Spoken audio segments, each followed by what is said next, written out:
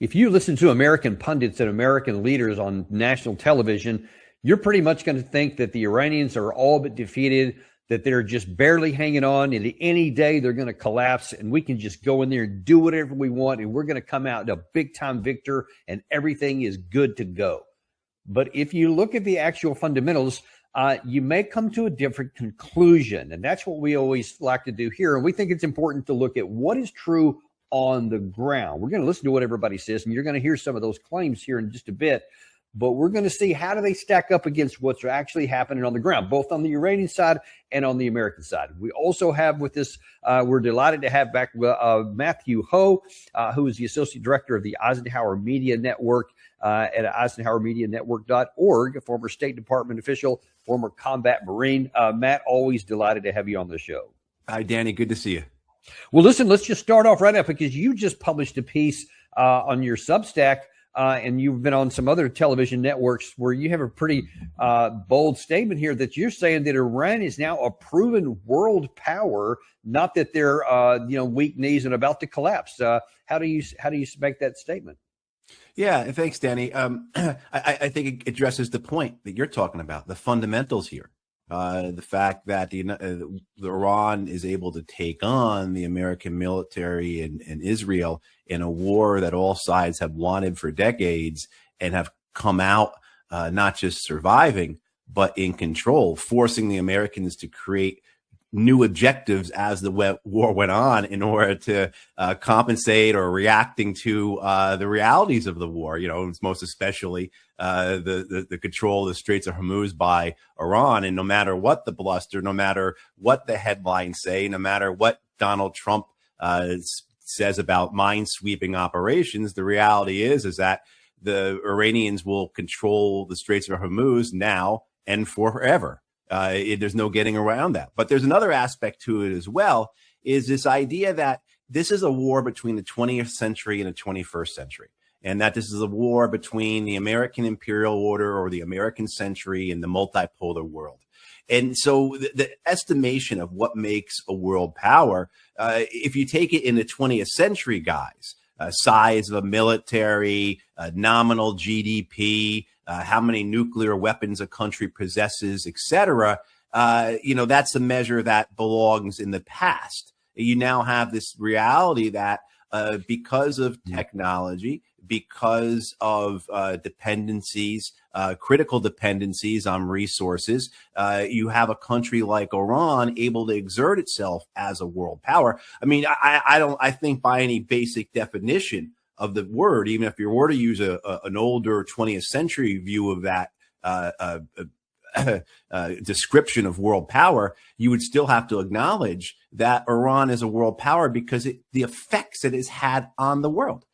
By that in and of itself, its ability to influence the world, its ability to now dictate to the world, its ability to have this amount of not just resilience, but impact on nations across the world, including the United States. It makes it one of the world powers. And I've seen others say that there are 4 world powers now: the United States, Russia, China, and Iran.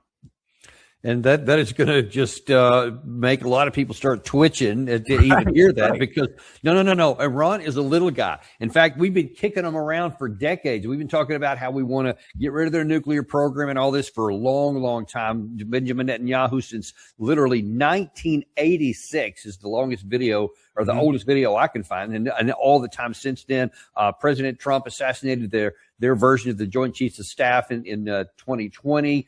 Israel destroyed their embassy in, I think it was 2023, in Syria. They assassinated people in their capital city. We attacked them in 2025.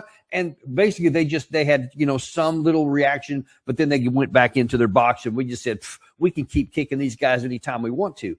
Now, all of a sudden, they're not getting back in their box. And I don't think that we figured out how to control them yet. Right.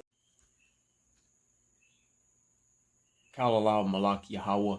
Wa Yahushai Bahashem Rachak Wadash. And double honors to the elders of GMS and Ruel. Blessings unto those men, and blessings and salutations to the Akim out there in truth, pushing this word in all sincerity and in honesty. With that being said, Shalom Israel, Brakta. Today's lesson: a formidable opponent.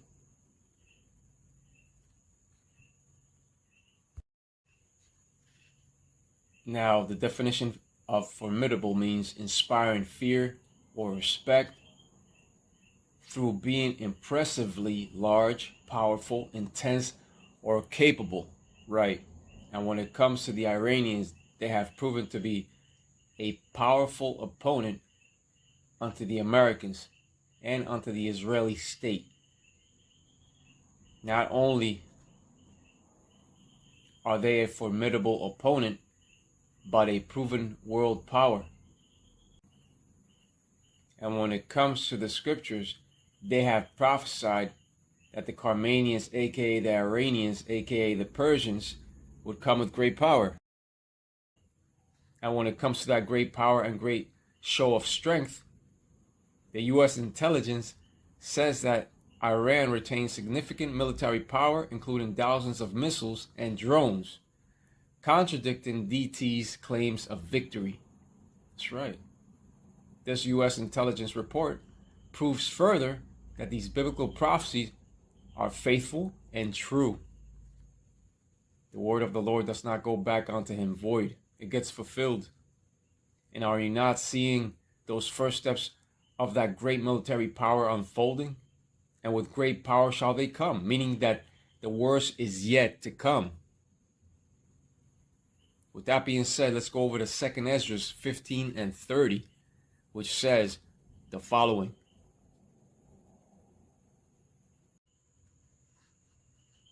Here we have 2 Esdras 15 and 30. Also the Carmanians raging in wrath shall go forth as the wild boars of the wood, and with great power shall they come and join battle with them, and shall waste a portion of the land of the Assyrians.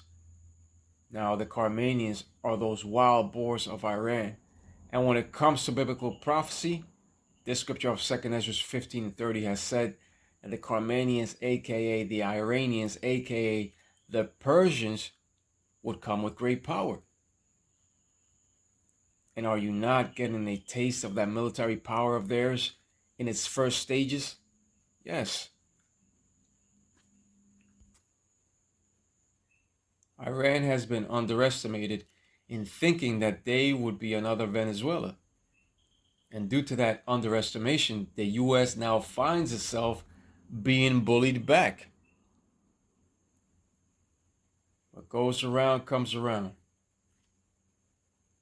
When it comes to the U.S., they have underestimated Iran's enormous arsenal. And when it comes to Iran's enormous arsenal of weapons, they make them at a cheaper price. So they are able to have more. But Iran has very sophisticated and accurate theater ballistic missiles with a range of 1,200 miles and tactical ballistic missiles, right, those TBMs. They also possess cruise missiles, unmanned systems, and drones. And this scripture of 2 Esdras 15 and 30 has said that the Carmanians shall go forth as the wild boars. And if you know something about wild boars, they are strong and aggressive.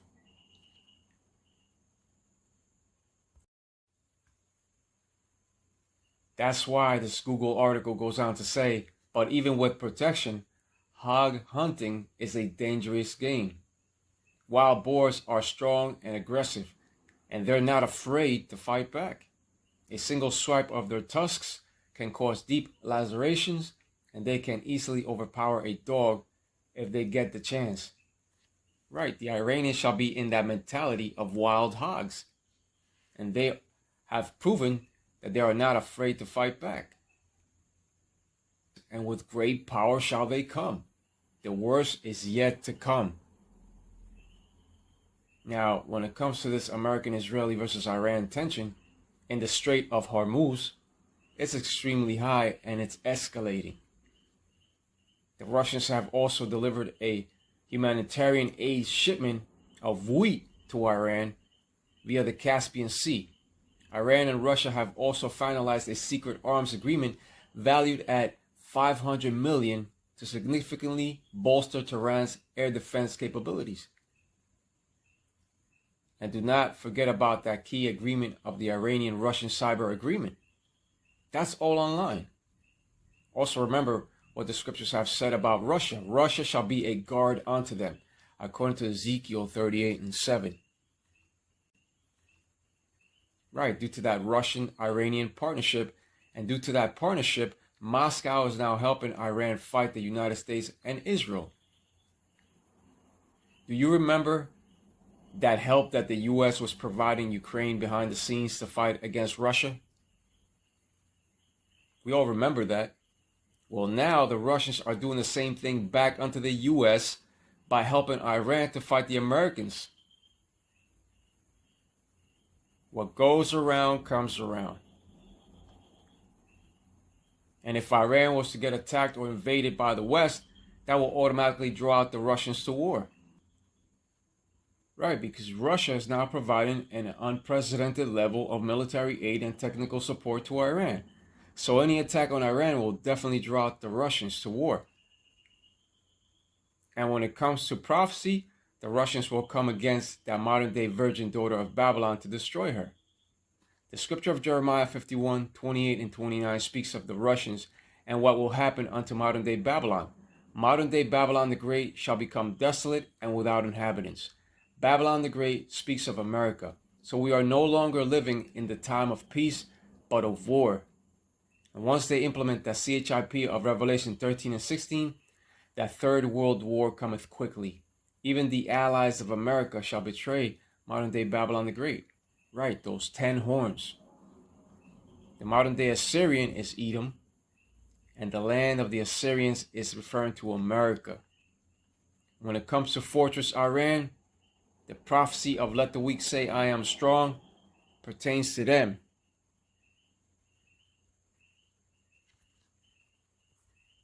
It also pertains to North Korea. They now possess nuclear capability.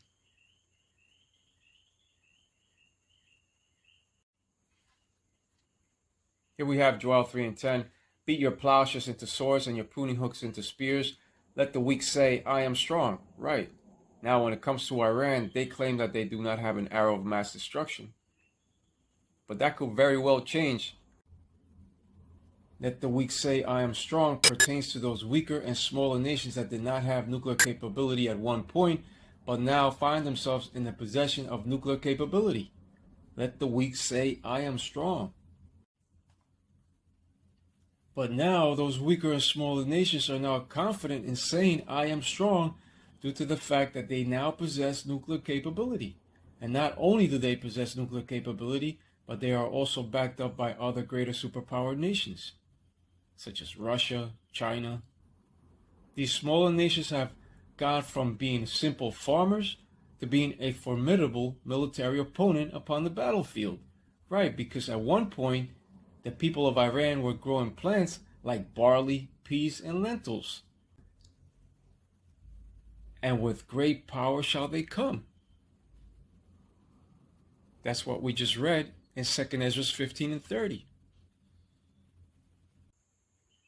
But with that being said, Kalalam Malak Yahweh, Wa Yahweh Shai, Bahashem, Rachak Wadash, and double honors to the elders of Jemas Ruel. Blessings unto those men, and blessings and salutations to the Akim out there in truth, pushing his word in all sincerity and in honesty. With that being said, Shalom Israel, Brakta. Shalom.